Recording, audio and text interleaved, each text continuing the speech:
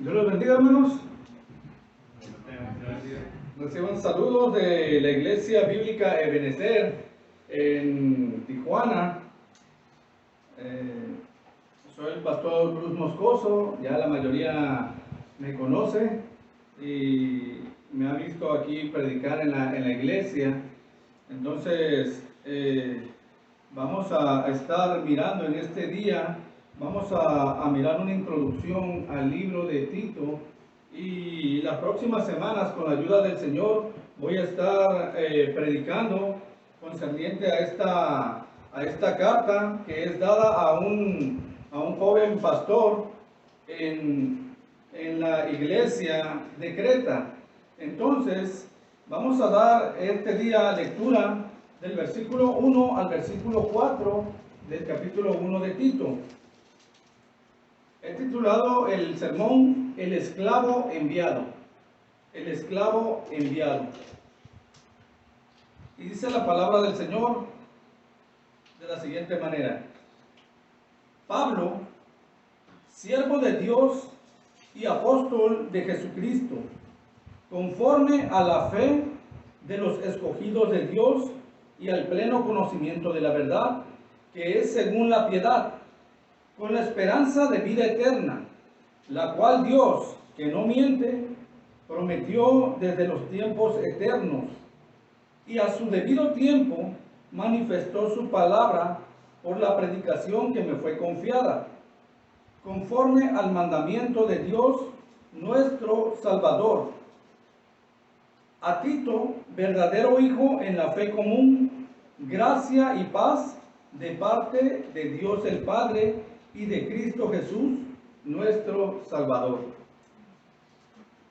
Bendito Padre Celestial, te doy gracias en este momento, Rey, por permitirme estar aquí, Señor, compartiendo su palabra, Padre.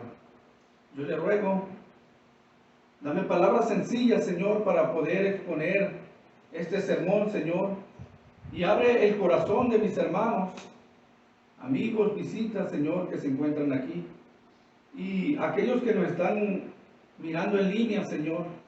Por favor, tenga bien, Señor, edificar sus vidas, Señor, y, Señor, salvar a aquellos que no te han conocido en la salvación. Dios, tú eres un Dios soberano y haces con su palabra conforme a su propósito, Rey. Y damos gracias porque usted ha sido bueno y hasta aquí su mano nos ha ayudado. Gracias, Cristo. Amén, amén. Bueno, hermanos, el esclavo enviado. La epístola de Tito, junto con primera y segunda de Timoteo, son llamadas cartas pastorales y son dirigidas, como decía hace un momento, a jóvenes pastores que estaban encargados de venir y de guiar a la iglesia. Y de una manera también estas cartas son con el propósito de venir y de fortalecer el corazón de estos pastores jóvenes, para que ellos pudieran venir y a la vez enseñar la palabra de Dios y la sana doctrina dentro de estas congregaciones. Cuando nosotros miramos la carta de Tito, Tito es la penúltima carta que escribió el apóstol Pablo, aproximadamente como en el año 60 más o menos, fue cuando se escribió esta carta. En el contexto, algunos creen que Tito llegó a la salvación por medio del ministerio del apóstol Pablo. Tito era un hombre gentil y Pablo viene y predicó el evangelio a este hombre, y él de esa manera viene a conocer la salvación y a tener una esperanza viva y eficaz en la promesa del evangelio y en la promesa de vida eterna delante de la presencia de Cristo. En el año 30 aproximadamente, cuando fue el día de Pentecostés y los judíos llegaban a la fiesta anual de Pentecostés, el muchos hombres vinieron y fueron de una forma, escucharon el Evangelio predicado por los labios del apóstol Pedro. Y muchos hombres vinieron a creer en el Evangelio. Algunos piensan que hombres que vinieron de la isla de Creta, escucharon el Evangelio y llegaron al conocimiento de la salvación a través de la predicación del apóstol Pedro. Entonces, ellos cuando regresaron a este lugar, a la isla en Creta, empezaron a esparcir el Evangelio, y esto a su vez vino a traer un fruto de salvación, lo cual llevó a que se formaran iglesias dentro de esta ciudad o de esta isla en Creta. Y usted dirá, bueno, es una isla, pero según esta isla medía de largo 200 kilómetros. Y si usted se pone a más o menos analizar, Ensenada pues es un lugar pequeño, ¿no? No son 200 kilómetros, entonces era un lugar grande que tenía una extensión de 200 kilómetros de largo y de ancho. En algunos lugares se calcula que tenía 10 kilómetros y en lo más ancho pudiera ser hasta 50 kilómetros. Entonces era una región muy vasta en la cual el Evangelio vino y fue predicado, y las iglesias se empezaron a formar y empezaron a surgir estas iglesias donde los hermanos se congregaban y era expuesta la palabra de Dios. Entonces, hermanos, en ese contexto nosotros miramos, Creta era una isla que estaba lejos de Jerusalén, y cuando nosotros miramos, el viaje a esta isla era algo peligroso. Y la isla se situaba al sur de Grecia, en el mar Mediterráneo. Cuando nosotros miramos algunos comentarios y escritos de hombres que han venido y han estudiado más que nosotros en cuanto a viajes de los apóstoles y la historia de la iglesia, no se encuentra registro alguno que algún apóstol haya ido a la isla de Creta y haya predicado el Evangelio, sino que la evidencia más contundente es que fueron estos creyentes que vinieron en Pentecostés, conocieron el Evangelio y llevaron el Evangelio a la isla. Entonces, esta carta de Tito fue escrita aproximadamente 35 años después de Pentecostés. Entonces vinieron a pasar como entre 30 y 35 años, y en ese tiempo la iglesia creció en aquel lugar en Creta. Y hay iglesias y hay hermanos que están en ese lugar, pero sin la influencia apostólica de una manera presencial. O sea, ellos iban y empezaron a enseñar el Evangelio, pero los apóstoles no estaban ahí supervisando a la iglesia, el ministerio, el liderazgo de la iglesia. Entonces, Pablo finalmente llega a este lugar y mira a las iglesias de una manera donde había muchas cosas que deberían de venir y deberían corregir. Una de ellas era el legalismo que se había infiltrado de parte de los judaizantes. Y estos hombres, dice el apóstol Pablo, como vamos a ver más adelante en la carta, estos hombres vinieron y tenían tanta influencia que desviaron casas enteras de venir y contemplar el Evangelio. Ustedes saben, hermanos, el judaísmo era una mezcla de los ritos y enseñanzas del Antiguo Testamento, y ellos trataban de venir y mezclar el Evangelio con las obras de la ley. En otras palabras, era Cristo más las obras. Eso es, de una manera muy resumida, el judaísmo. Esa era la doctrina que ellos venían y se había infiltrado dentro de las iglesias en Creta. Entonces, Pablo finalmente llega a este lugar y encuentra las iglesias de una manera donde habían sido desviadas, y la presión era demasiada en contra del Evangelio y en contra de los hermanos en las iglesias.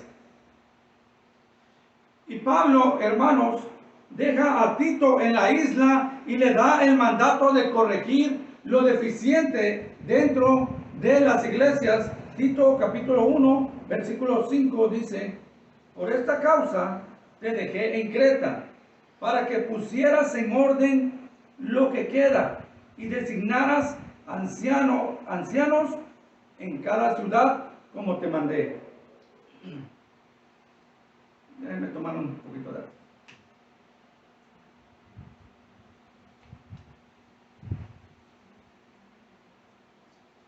Entonces Pablo, hermanos, dejó a Tito en la isla para que él viniera y acabara de completar la obra que Pablo estaba haciendo en este lugar.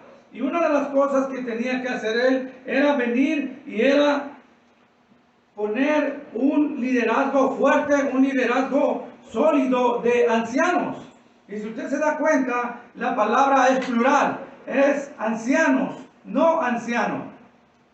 Tenía que haber pastores en cada iglesia. Tito tenía que corregir lo deficiente en la iglesia. Y fíjense, si ustedes se dan cuenta, la carta a Tito es una carta muy pequeña. Solamente son tres capítulos. Y miramos que no pasa de 800 palabras la carta de Tito.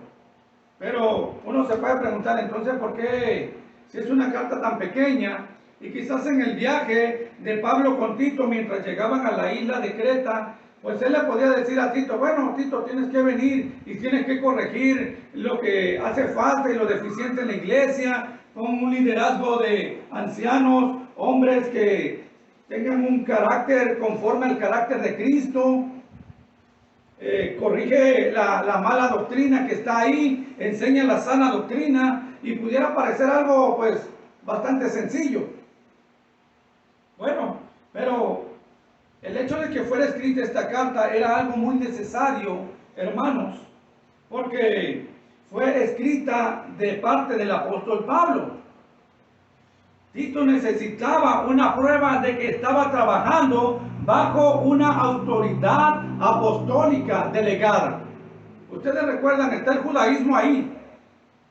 Y ellos dicen: no, el evangelio no es suficiente para la salvación. Todavía hay que circuncidarnos, todavía hay que cuidar, todavía hay que cumplir las leyes, hay que hacer las fiestas anuales, hay que traer los sacrificios y diferentes obras para que podamos venir y podamos tener una salvación como debe de ser. Entonces, estas personas en un momento dado iban a preguntar a Tito: bueno, ¿tú quién eres para venir aquí y decirnos a nosotros de qué manera la iglesia se debe de conducir? Y Pablo viene y Pablo escribe esta carta, y es una de las principales cosas por las cuales Pablo escribe, para que Tito pudiera tener el respaldo de una autoridad apostólica mientras él estaba yendo de iglesia por iglesia, corrigiendo lo deficiente y completando lo que hacía falta. No era una tarea fácil,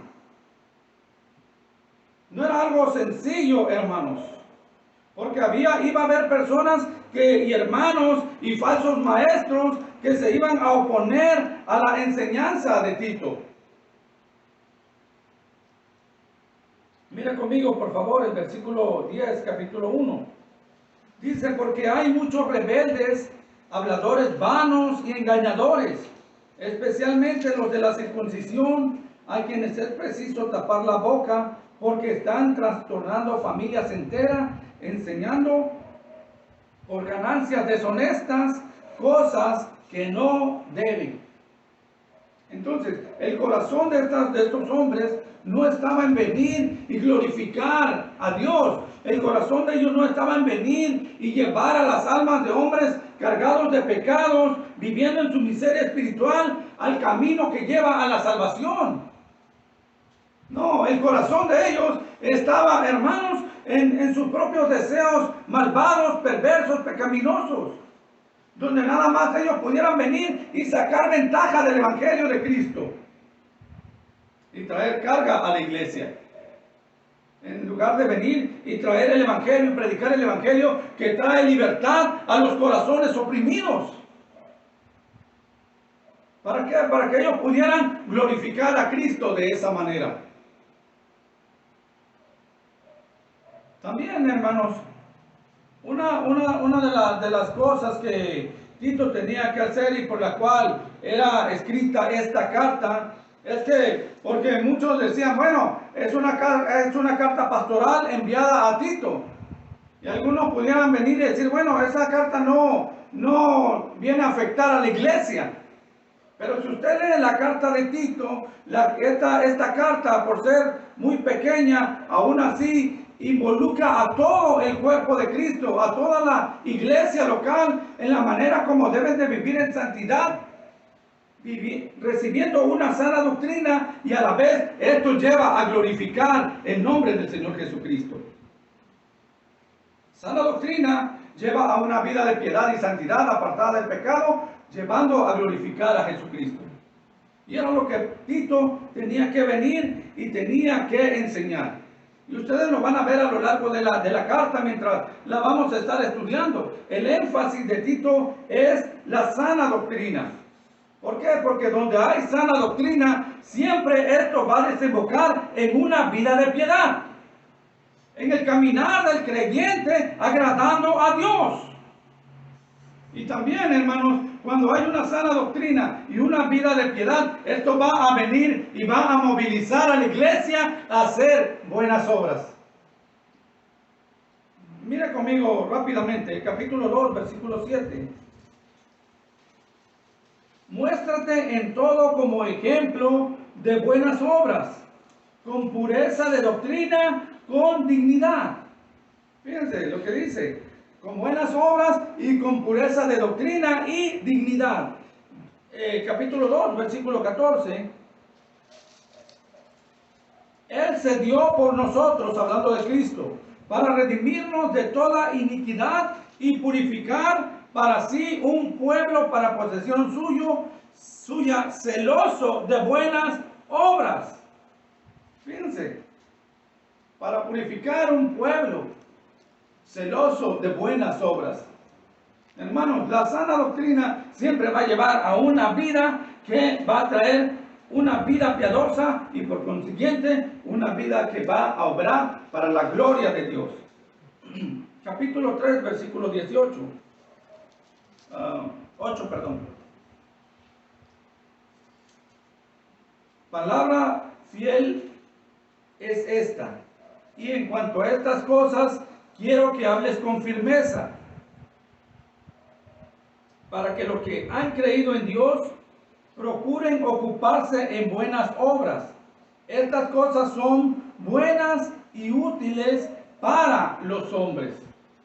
La iglesia tenía que venir y la iglesia se tenía que involucrar en buenas obras. Versículo 14 del capítulo 3. Y que los nuestros aprendan a ocuparse en buenas obras, atendiendo a las necesidades apremiantes para que no estén sin fruto. Hay otra versión que dice, para que no estén de ociosos. La iglesia, hermanos, cuando recibe una sana doctrina, y esto a la vez lleva a una vida de piedad y a glorificar a Cristo, va a ser una iglesia dinámica, va a ser una iglesia que siempre va a estar buscando la manera de poder obrar y ser de bendición con las buenas nuevas del Evangelio.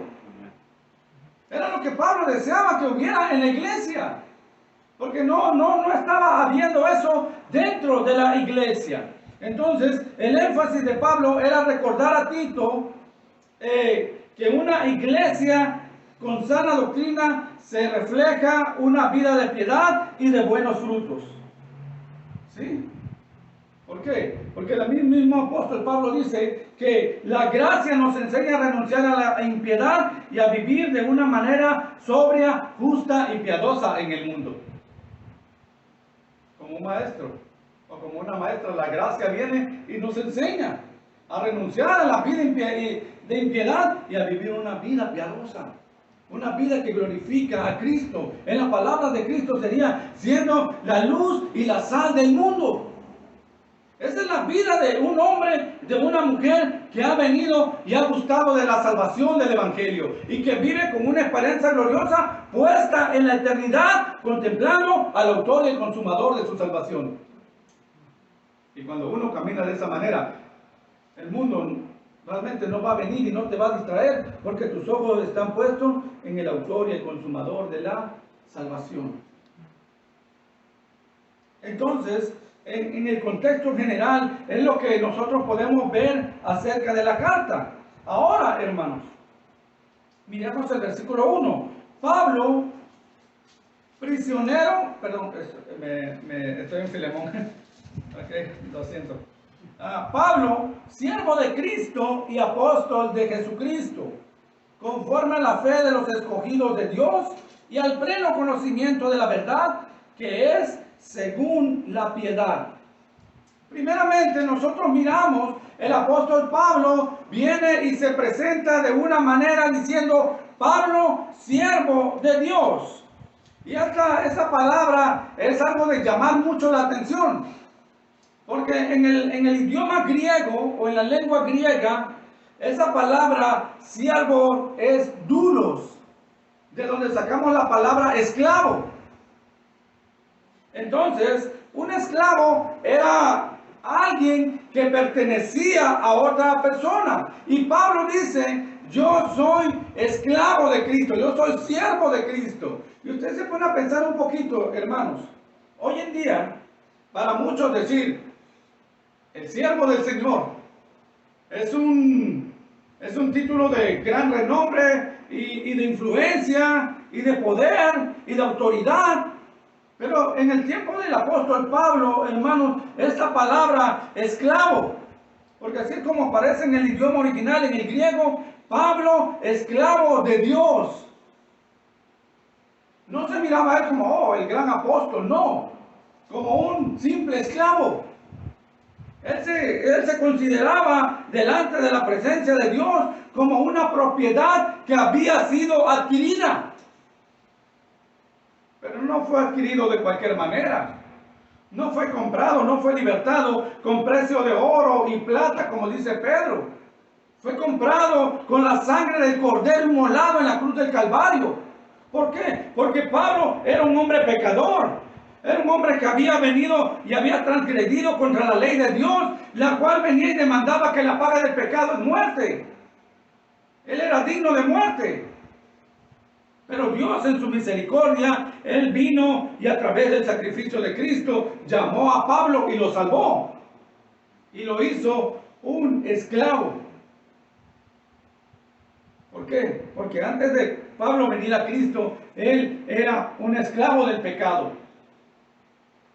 Y hacía todo lo que su amo le demandaba hacer. Ustedes pueden leer Romanos capítulo 6.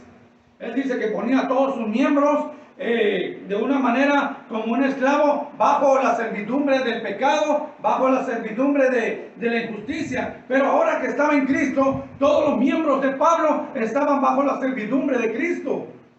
Porque él mismo dice, soy un esclavo de Cristo y le pertenecía a Cristo. Y fíjense, hermanos, algo que podemos notar aquí, Tito capítulo 2, versículo 9, donde Tito tiene que hablarle a los siervos y dice esto, exhorta a los siervos, y es la misma palabra doulos, exhorta a los esclavos a que se sujeten, ¿a quién? A sus amos, en todo. Que sean complacientes, no contradiciendo, no defraudando, sino mostrando toda buena fe, para que adornen la doctrina de Dios nuestro Salvador en todo respecto. Entonces, fíjate, Pablo dice, hey, enseña a los esclavos. La misma palabra que en la cual él empieza la carta. Pablo, esclavo de Jesucristo o esclavo de Dios. Entonces, aquí en el versículo 9 dice, exhorta a los siervos a que se sujeten a sus amos. Había cristianos que habían venido a conocer la salvación estando bajo esclavitud. Y algunos tenían amos que eran malvados y perversos realmente. Leyendo la historia de la esclavitud en Roma, que un poco diferente a la esclavitud en Europa, las personas en la esclavitud si usted tenía un esclavo y usted deseaba poner a su esclavo amarrado con una cadena en la puerta de su casa para que él le hiciera como de un guardián en la noche y nada se metiera, nadie podía venir y decirle a usted, oye, ¿por qué amarras a tu esclavo en la puerta de tu casa? Era tu propiedad, era como esta botella de agua. Yo puedo tomármela, la puedo tirar, la puedo regalar, puedo hacer con ella lo que sea. Es un objeto, es una propiedad. Lo mismo pasaba en el tiempo del contexto de Pablo. Era una propiedad y el amo podía hacer con él lo que quisiera. Pero cuando vino el Evangelio y algunos esclavos vinieron a conocer la salvación, ellos tenían que vivir de una manera diferente. Porque aunque tenían un amo terrenal, ellos sabían que tenían un amo celestial, el cual les habría de mandar cuentas. Al cual ellos tenían que venir y al cual ellos tenían que presentarse y mirar qué habían hecho con la nueva vida que Cristo le había dado.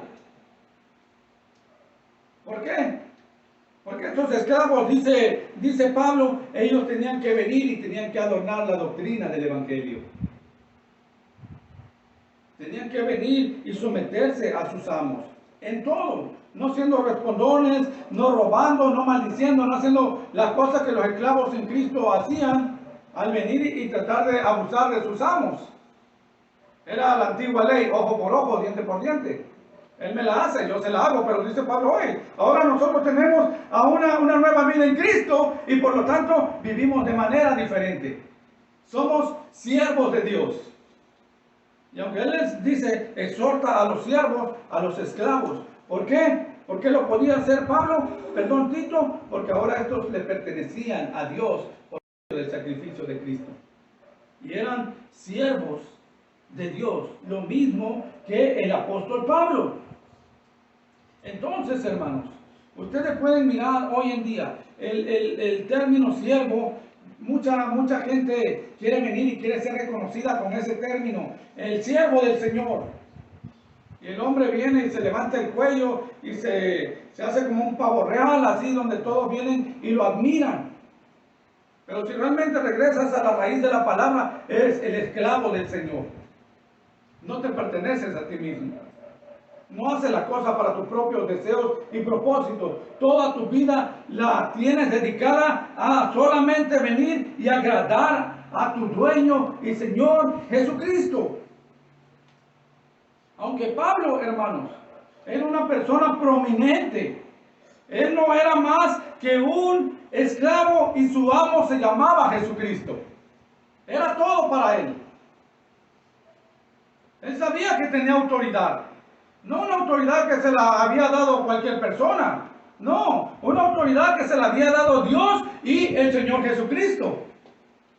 Una autoridad divina. Y él viene de esa manera y se llama esclavo de Jesucristo. ¿Por qué? Porque tiene un amo y le debe obediencia. En toda su forma de vivir. Y es algo digno de poder contemplar, que en la palabra de Dios solamente encontramos 7 veces esa palabra, esclavo de Dios.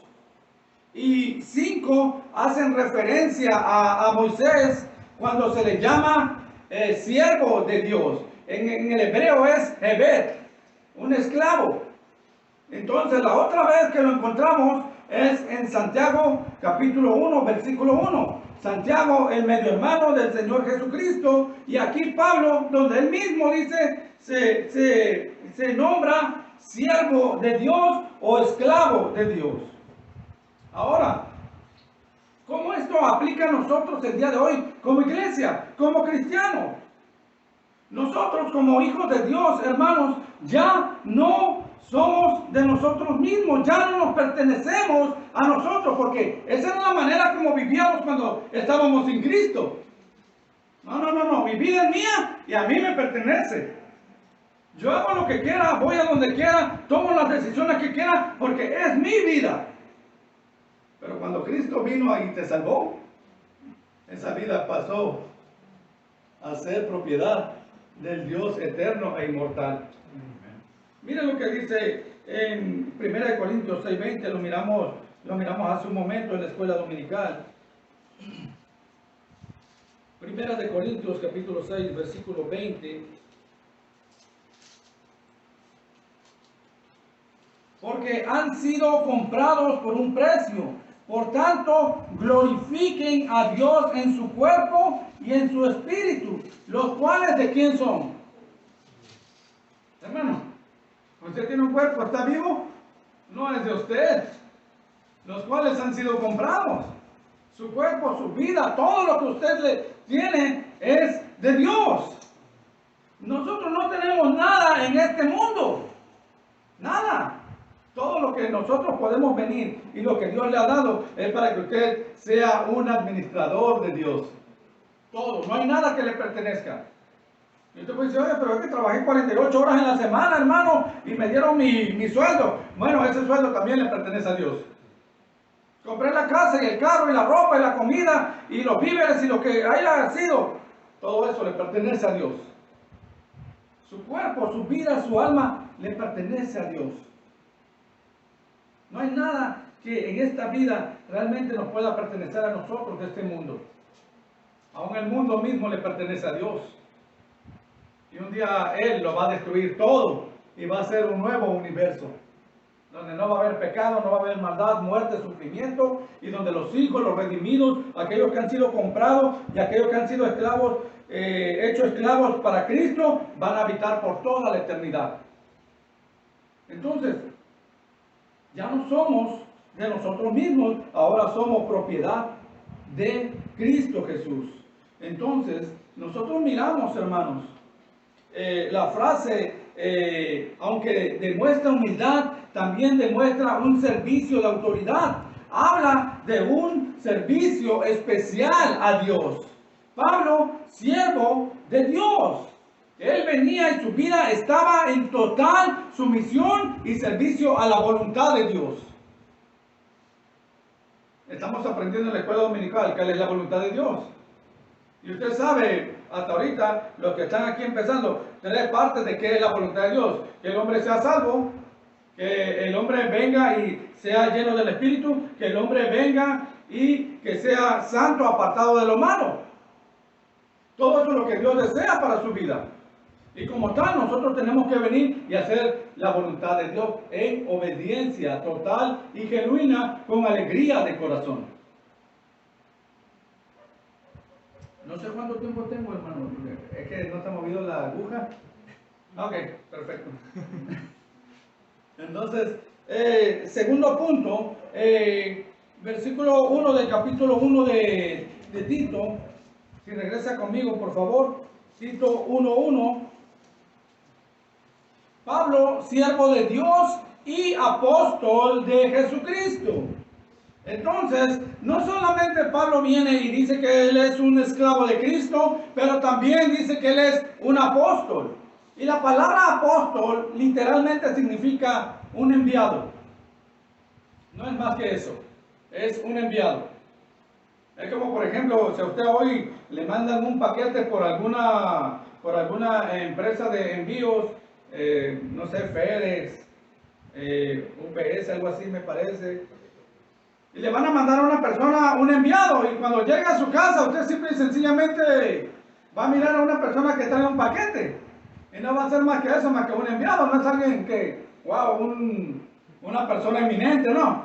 Simplemente llega, usted firma la nota, y la persona se va, entregó el paquete y se fue. Hizo lo que tenía que hacer.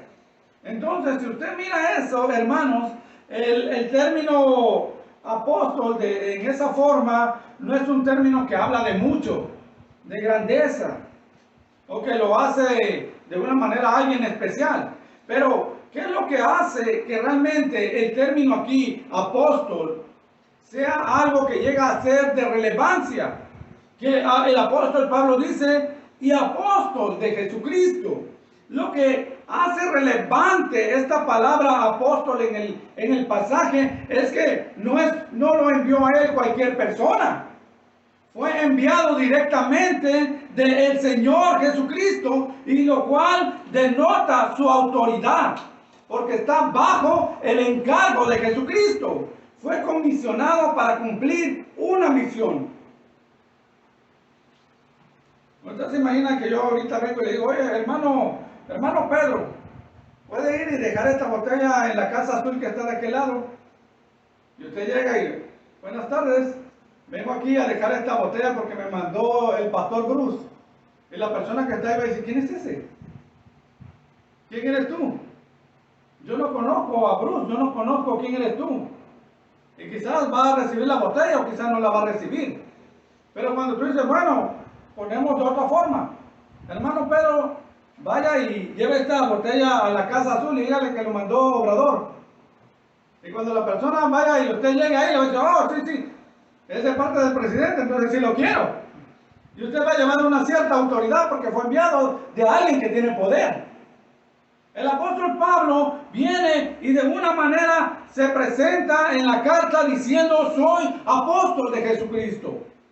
Él me ha dado la autoridad, Él me ha dado la encomienda y voy a venir y voy a hacer lo que tengo que hacer. Ahora quiero hacer un pequeño paréntesis en esta parte, hermanos, de la palabra apóstol. Porque también la palabra apóstol se usa en un sentido genérico o general para todos los cristianos que son enviados a predicar el Evangelio. ¿Sí? Cuando nosotros venimos a los pies de Cristo, cada creyente ha sido enviado a ir y a predicar las buenas nuevas de salvación. En esa forma, usted, hombre, mujer, se puede venir, yo soy un apóstol, soy un enviado en esa forma. Pero cuando nosotros venimos y hablamos la palabra apóstol concerniente a los 12 apóstoles que Cristo envió y al apóstol Pablo, hermanos, esto tenía que venir y esto tenía que ser algo que tenía que identificarlos a ellos. Hoy en día muchas personas vienen y desde los púlpitos se autonombran apóstol de Cristo. Y en el término más estricto, hoy en día ya no hay apóstoles, o en el término más técnico, ya no hay apóstoles como los 12 apóstoles y el apóstol Pablo. Ya no hay. Se terminaron con el apóstol Pablo. Ya no volvió a surgir otro. Bueno, entonces, miramos nosotros, hermanos, que en ese uso más técnico es como Pablo, él viene y se presenta como un apóstol de Cristo. Pero había algunas características que tenían que cumplir estas personas para poderse llamar apóstoles de Cristo. Y una de las primeras es que cada uno de los apóstoles fueron escogidos personalmente por Cristo y enviados directamente por Cristo mismo para esta misión, para ser apóstoles. Y aún el apóstol Pablo también fue de una manera, fue escogido por Cristo y enviado por Cristo directamente. A él nadie le contó, él miró a Cristo. Cristo viene y Cristo le habla cuando él iba camino a Damasco. ¿Con qué fin? Con el fin de perseguir a la iglesia, de encarcelar cristianos, de poder venir y seguir martirizando a los cristianos, como en el caso de Esteban, que fue el primer mártir de la iglesia. Esa era la meta del apóstol Pablo. No era venir y predicar el evangelio, era venir y perseguir a los del camino, como era llamada la iglesia al principio. Entonces, una de las características, estos apóstoles de Cristo tenían que ser escogidos personalmente por Cristo y enviados personalmente por Cristo. Y ustedes lo pueden mirar esto en Mateo capítulo 28, del 18 al 20. ¿Sí? Por tanto, vayan y hagan discípulos a todas las naciones, bautizándoles en el nombre del Padre, del Hijo y del Espíritu Santo, enseñándoles que guarden todas las cosas que yo les he enseñado. Y aquí yo estoy con ustedes todos los días hasta el fin del mundo. Fueron enviados directamente de parte de Cristo Jesús. Pero también otra de las características que debería de venir y debería de cumplir un apóstol de Cristo es que fueron testigos de la resurrección del Señor Jesucristo. Para ser llamados apóstoles en este sentido estricto, ellos tuvieron que haber mirado al Señor Jesucristo vivo después del tercer día que Él estuvo en la sepultura y fue levantado con un acto de poder de parte del Padre Celestial. Ellos miraron a Cristo Jesús. Y también, hermanos, estos hombres o apóstoles debieron haber estado con Cristo en su ministerio, o por lo menos haber sido testigos personales del Cristo resucitado. Entonces, cuando usted dice, bueno, ¿y el apóstol Pablo dice la palabra de Dios que Cristo se le apareció personalmente a él camino a Damasco. Y Cristo lo comisionó. Mire conmigo, 1 Corintios 9:1, por favor. 1 Corintios 9:1.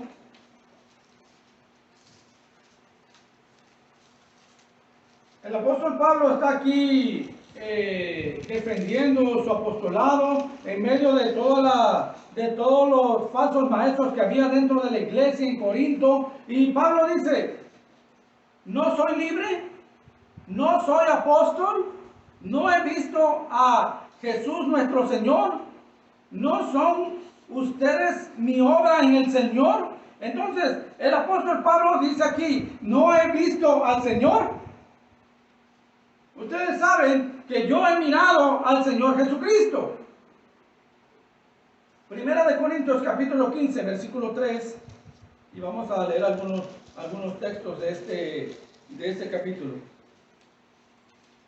Porque yo les entregué en primer lugar lo mismo que recibí, que Cristo murió por nuestros pecados, conforme a las Escrituras, que fue sepultado y resucitó al tercer día, conforme a las Escrituras, que se apareció a Cefas y después a los 12.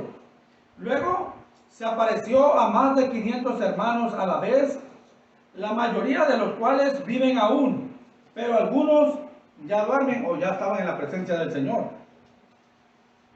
Después se apareció a Jacobo, luego a todos los apóstoles y al último de todos, como a uno nacido fuera de tiempo, se me apareció también a mí. Fíjense, hermano. Dice el apóstol Pablo, al apóstol Pablo, a mí, siendo el último, el más insignificante, como un abortivo, como alguien que no quería, ahí dice, ahí se me apareció el Señor Jesucristo. Y continúa diciendo esto, versículo 9, porque yo soy el más insignificante de los apóstoles, que no soy digno de ser llamado apóstol, pues perseguí a la iglesia de Dios, pero por la gracia de Dios soy lo que soy, y su gracia para conmigo no resultó vana.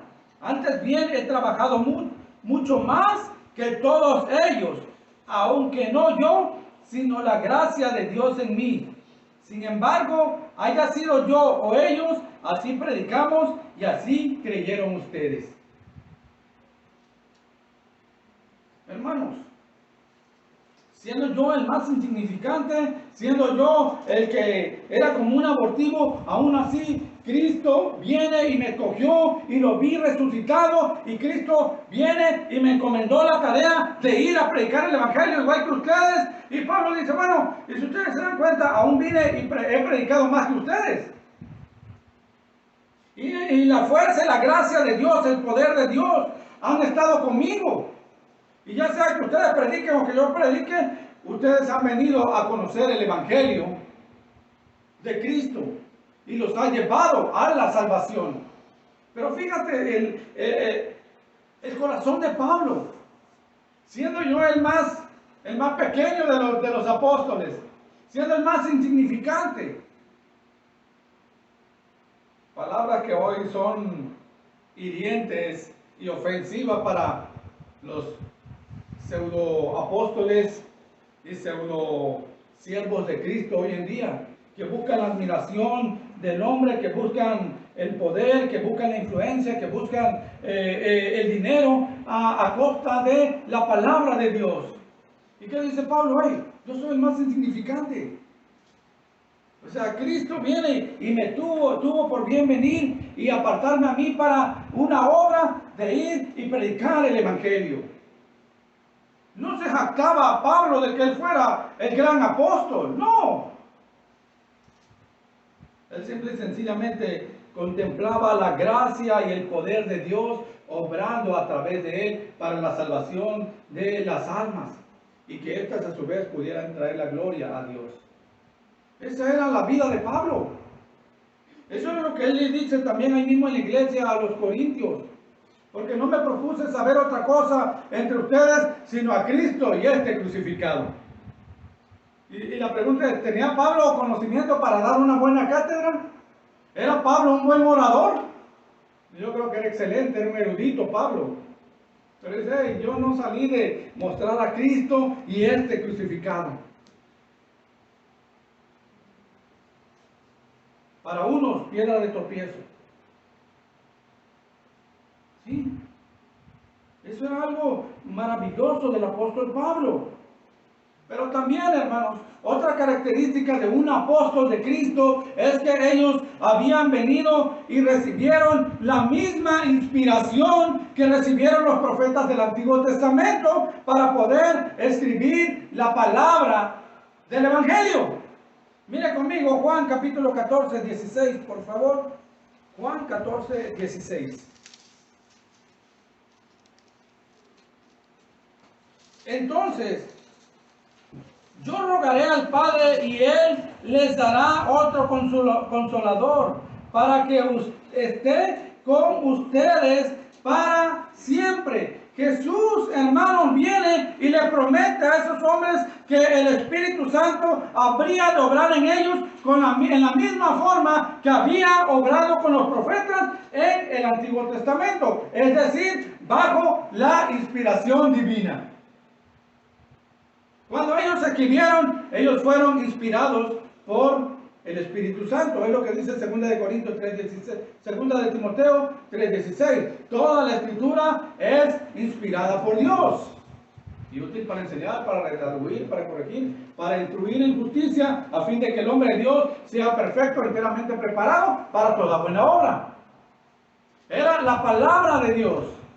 Era el Espíritu Santo guiando a estos hombres a escribir el Nuevo Testamento y poder completar la revelación del plan de redención que había empezado en el Antiguo Testamento por los profetas y fue cumplido en Cristo Jesús. Ellos hicieron todo esto bajo la inspiración divina.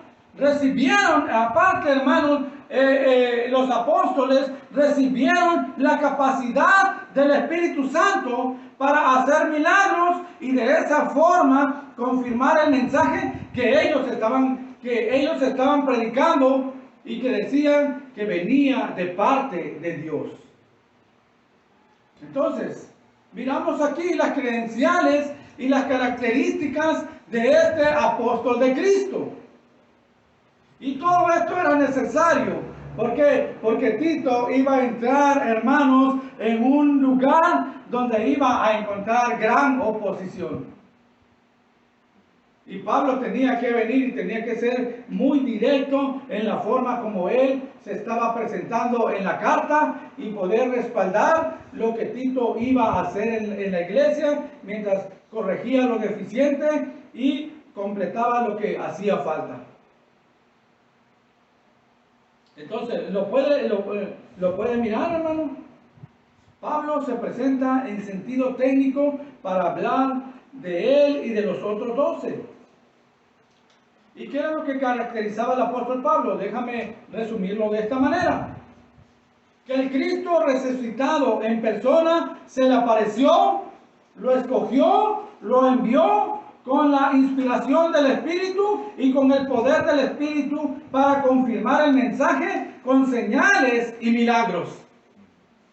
Fíjate, todo eso el apóstol Pablo estaba encerrado en esa palabra apóstol de Jesucristo. Todo eso era lo que estaba detrás de esa palabra apóstol de Jesucristo. Tenía el poder, tenía la autoridad y la delegación de Cristo para ir y para enviar una carta que pudiera ayudar a Tito a hacer el trabajo que le había enviado para corregir lo deficiente en la iglesia. Entonces, esto nos llega a pensar en algo, hermanos. Si alguien hoy en día dice que es un apóstol en el sentido más estricto de la palabra, entonces va a tener un desacuerdo grande con la Biblia. Va a tener un desacuerdo muy grande con la Biblia. Porque para empezar necesita haber mirado a Cristo resucitado. Ser enviado directamente de Cristo. Entonces, el apóstol Pablo viene y se ha presentado como el siervo de Dios y el apóstol de Jesucristo. Y esto, hermanos, llega a ser un ejemplo para nuestras vidas. Porque si Pablo vio su ministerio así, ahora nosotros, que no hemos mirado a Cristo resucitado, que no somos apóstoles en el sentido más estricto de la palabra, pero que Cristo nos ha comisionado para ir y para predicar el Evangelio, que Cristo nos ha salvado y nos ha comprado a precio de sangre y hemos venido a ser esclavos de Cristo.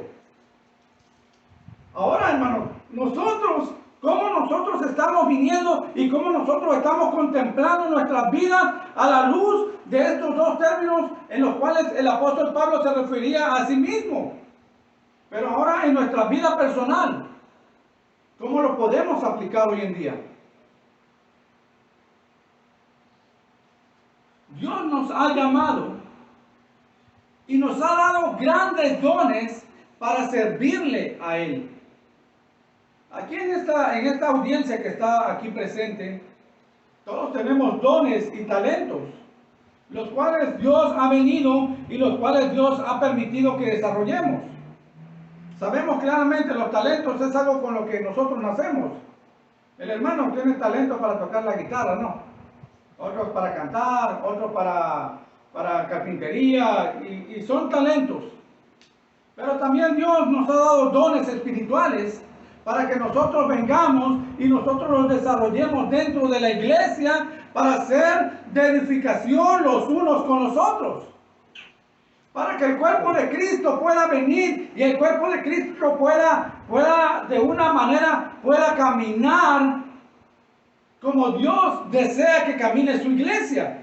Por eso fuimos dotados de diferentes dones para servirnos unos a otros y de esta manera traer la gloria a Dios mientras estamos en esta tierra. Pero el corazón del cristiano debe de estar dispuesto a usar los dones que Dios le ha dado para servirle a Él y a su iglesia.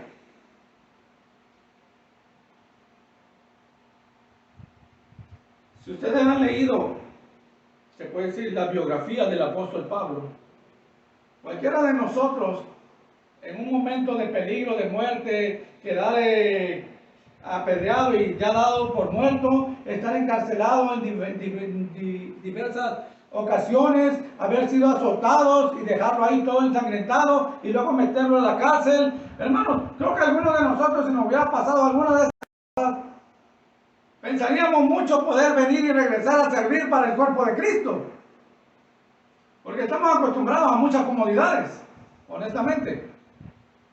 Estamos acostumbrados a que no nos gusta sufrir, no nos gusta hacer esfuerzos más allá de lo que no puede interrumpir nuestra comodidad o confort en la casa, en el trabajo, con la familia, con las amistades. Pero el apóstol Pablo, cuando nosotros miramos su vida, ¿por qué Pablo vivía de la manera como él vivía? ¿Por qué Pablo entregó todo lo que él tenía a la causa de Cristo? Porque él entendió dos cosas. Primeramente, él fue comprado a precio de sangre y era un esclavo de Dios. Pero también entendió que Dios lo había salvado a él para ir y para enviarlo, para llevar las buenas nuevas de salvación. Aunque esto iba a costarle un precio alto al apóstol Pablo. ¿Y qué le costó? Al final de cuentas, su propia vida. Pero ¿por qué Pablo lo hizo eso? ¿Por qué Pablo hizo eso? Mire conmigo y quiero terminar con esto, por favor. Vaya conmigo a Filipenses capítulo 2. Y dice en el versículo 1, por tanto, si hay algún estímulo en Cristo, hermanos, si usted desea un estímulo, si hay algún consuelo de amor, si hay alguna comunión del Espíritu, si algún afecto y compasión, hagan completo mi gozo, siendo del mismo sentir, conservando el mismo amor, unidos en espíritu, dedicados a un mismo propósito. Nada hagan por egoísmo o por vanagloria, sino con actitud humilde. Cada uno de ustedes considere al otro como más importante que a sí mismo, no buscando cada uno sus propios intereses, sino más bien los intereses de los demás. Algo muy difícil a veces en nuestras vidas. Haya pues en ustedes esta actitud que hubo también en Cristo Jesús, el cual, aunque existía en forma de Dios, no consideró el ser igual a Dios como algo a que aferrarse, sino que se despojó a sí mismo, tomando forma de siervo. La palabra dulos, esclavo, haciéndose semejante a los hombres y hallándose en forma de hombre, se humilló a sí mismo, haciéndose obediente hasta la muerte y muerte de cruz, por lo cual también Dios lo exaltó hasta lo sumo y le confirió el nombre que es sobre todo nombre, para que al nombre de Jesús se doble toda rodilla de los que están en el cielo y en la tierra y debajo de la tierra, y toda lengua confiese que Jesucristo es Señor, para la gloria de Dios Padre. Amén. Ahí tiene su aplicación. Esa es la vida del cristiano. Viviendo en un mismo sentir, unidos en un mismo propósito. Tomando consuelo, tomando estímulo de que, hermanos, si nosotros hemos sido llamados de parte de Dios para ser siervos, esclavos, enviados a predicar y a vivir una vida que glorifica a Dios, el estímulo usted lo puede encontrar en la cruz de Cristo, el cual se hizo siervo, el cual se hizo esclavo, el autor y el consumador de la vida, el creador y el sustentador del universo, muriendo en manos de hombres malvados y perversos. Pero Él estaba aquí para hacer la voluntad del Padre. Y yo creo que usted y yo, si Cristo nos ha salvado, estamos aquí para hacer la voluntad del Padre. No para hacer la voluntad mía. No para buscar mis intereses, no para buscar mis propios deseos y anhelos y mi propia autorrealización. No. Estamos aquí para buscar la gloria de Cristo, para exaltar el nombre del Padre Celestial y llamar a los pecadores a arrepentirse de sus pecados y reconciliarse con Dios a través del sacrificio de Cristo. No hay otra manera como nosotros podemos ver nuestra vida en esta tierra. Si lo miramos de otra manera, estamos fallando a poder contemplar al autor y el consumador de nuestra profesión, Jesucristo. Entonces, hermanos, Dios nos ayude a poder contemplar nuestra vida siendo esclavos enviados para ir y proclamar las buenas nuevas de salvación en medio de un mundo que se encuentra en una maldad y en un pecado, hermanos, donde el hombre levanta su puño contra Dios y el hombre dice, yo soy mi propio Dios. Y Dios dice, no, yo soy Dios. Y yo envié a Cristo para salvar pecadores. Y cuando Dios salva a un pecador, el hombre pecador puede decir, hey, yo era el más pequeño de todos, pero aún así Dios tuvo misericordia de mí. Que Dios nos ayude a mirar nuestra vida a través de los ojos del apóstol Pablo, siendo esclavo y enviado de Jesucristo. Amén. Padre, alabado sea tu nombre, Rey. Glorioso, Señor, eres tú. Tu palabra permanece por los siglos de los siglos, inalterable. El mensaje es el mismo. Los pecadores han ofendido al eterno Dios Santo del universo. Pero el autor y el sustentador de la salvación ha enviado a su Hijo a morir en la cruz por